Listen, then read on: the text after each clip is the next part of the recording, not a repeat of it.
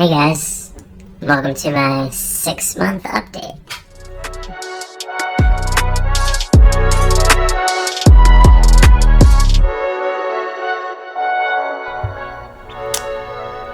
Alright, so this is essentially my 6-month update for studying Japanese using the MIA method, which is the mass immersion approach, which I will link in the description below so you can see more about that. And I know it's been 6 months since my last video, which said it was 4 months, so that doesn't really make sense. But because I had sort of stopped and then started again, and I was honestly procrastinating too much and not really immersing, I feel like the work I've done since then is about 2 months worth, maybe. So I'm just going to go ahead and call this the 6-month update, just because I feel like that's the closest. And so, you know, I would say that my method that I'm using is based on the mass immersion approach, but so far what I've done is essentially the mass immersion approach without enough immersing, basically.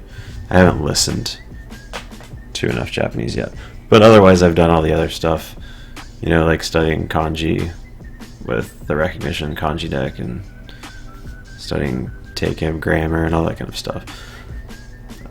And I'm using immersion as the main method of learning.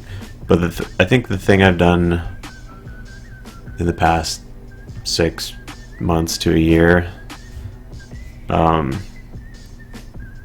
incorrectly would be just relying more on Anki and more on vocabulary cards more than immersion. And honestly, I think what it should be is it should be, you know, 90% or at least, you know, 70% immersion, and then the rest, a minimal amount Anki and flashcards and stuff.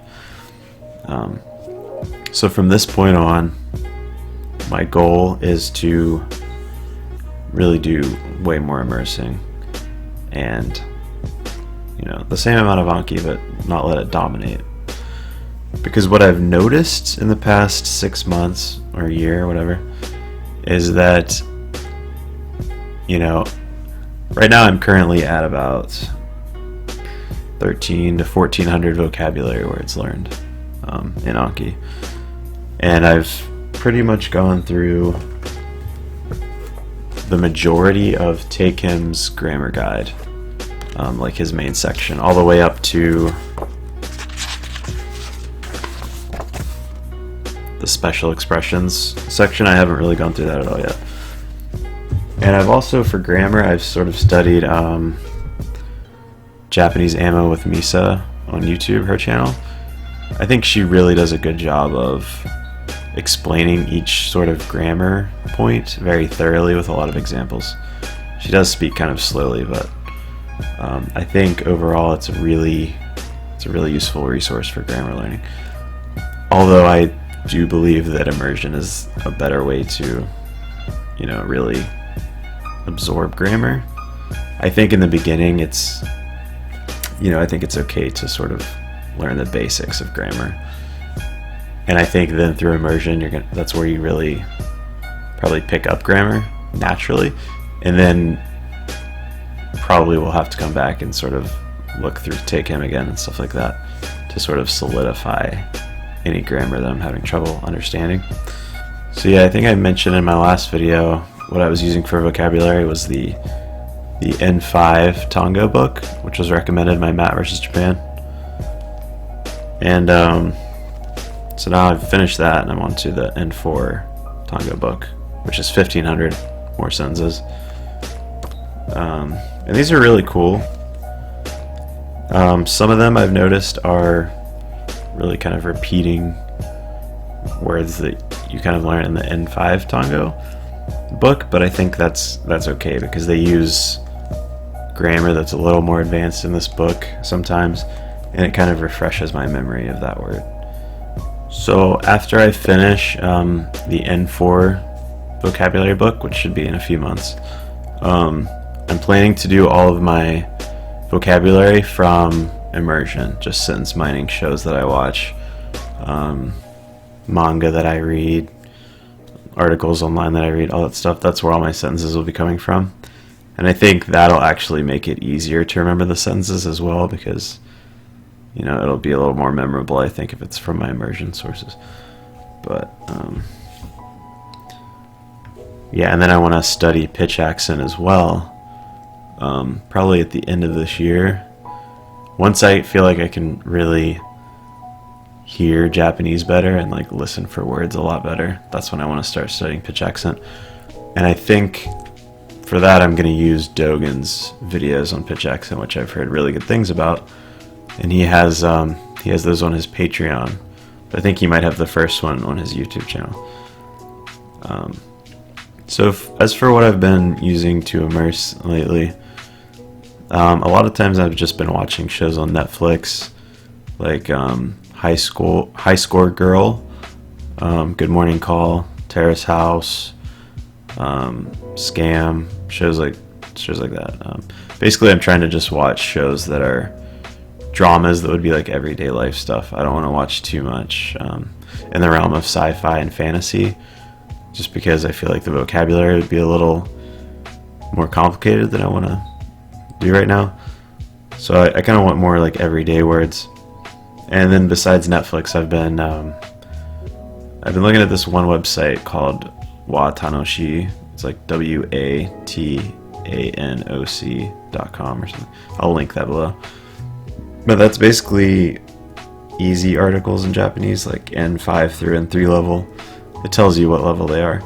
And I know that's not the best source of immersion probably, but I think it's probably okay in the very beginning kind of level, just to get your feet wet with reading.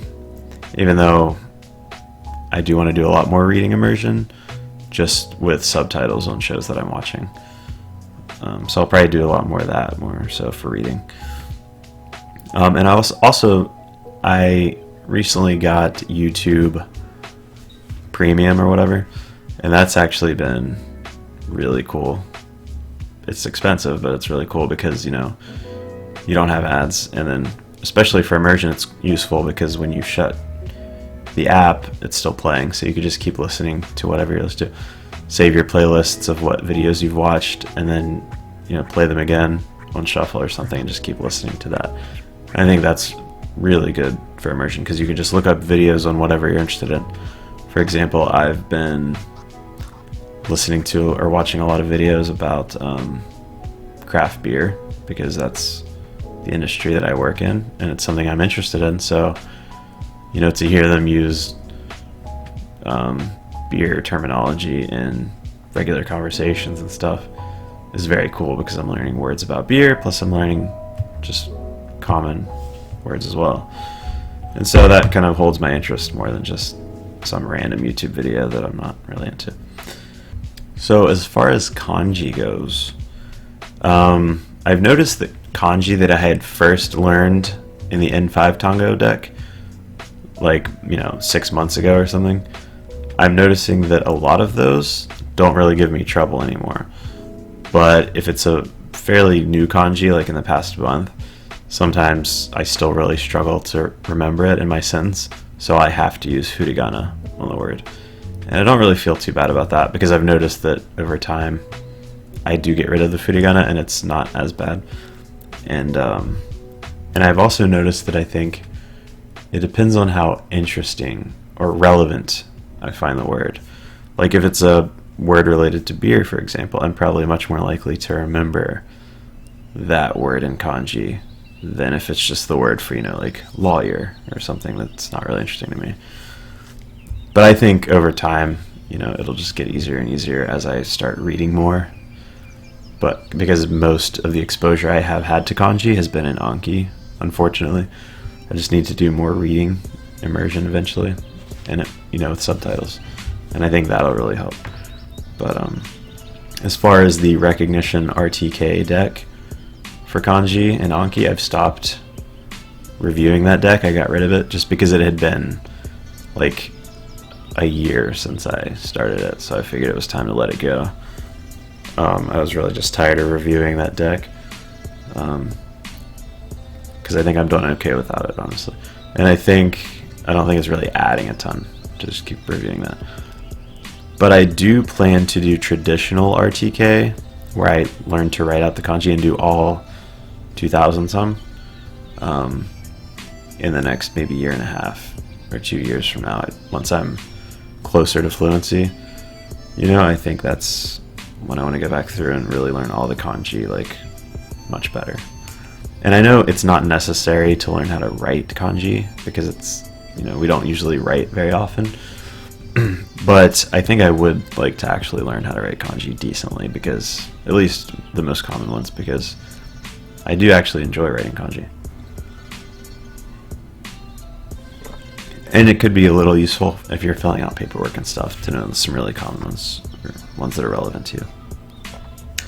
So in other news, the dates for my next trip to Japan have been set officially. So I'll be returning to Japan at the end of March 2021. So that'll be cool. And so I've been thinking, I definitely need to get my listening up for that next trip. Not that it's obviously necessary to have fun in Japan, but I think it would definitely help if you could, listen better. Because I remember the last time I went to Japan, just talking to locals or listening to people talking around you, or going to like a restaurant where people don't speak much English at all or something. If you can listen to the Japanese they're speaking and understand most of it, that would be probably really useful. Again, not super necessary, but I think it would be cool. And I don't really plan to use Japanese when I go there too much, because I know it's not good to like output too early. But I'm still obviously going to use it a little bit, the little bit that I'll be able to. Just because I think that really helps with, asking for directions or speaking to locals, making new friends. So that'll be cool. I'm not really sure where we're going to go for the next trip, though. I know we're definitely going to be in Tokyo and in Osaka, probably Kyoto again too, but not sure what other cities. So if you have any suggestions for cool cities around those places, like Kobe or some places like that, just let me know in the comments. So yeah, I mean, in conclusion, it's been 6 months, and as far as my ability goes, it's not much higher than it was in my last video, unfortunately, and that's just because I haven't done much immersion. That's what it comes down to. My vocabulary is like 1,000 higher, so I definitely do pick out words a lot more in immersion than I was last time. So I probably do, comprehend a little bit more, but it's just not even close to what it should be because I haven't been immersing. So I think my next video will probably be 6 months from now. We'll just call that the 1 year mark. And so I'm hoping that in my next video, I'll be able to tell you that I understand most of, what I'm listening to in my immersion.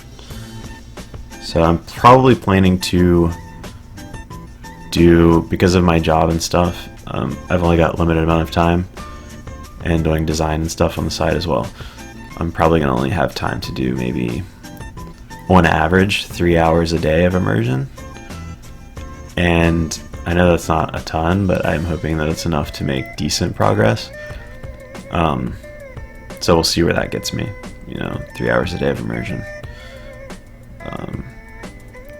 Plus Anki. I'm not including Anki in that 3 hours. But, and because of that, limited time, I know it's probably going to take me, at least 2 to 3 years to reach fluency, which, I don't know if that's accurate or not, but it sounds right. But hopefully, but we'll see where it goes. I'm not really in a rush. I'm just enjoying the process. So until next time, Thanks for watching.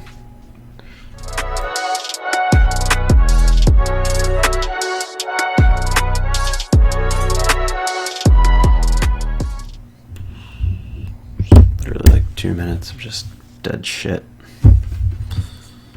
Because this piece of shit internet.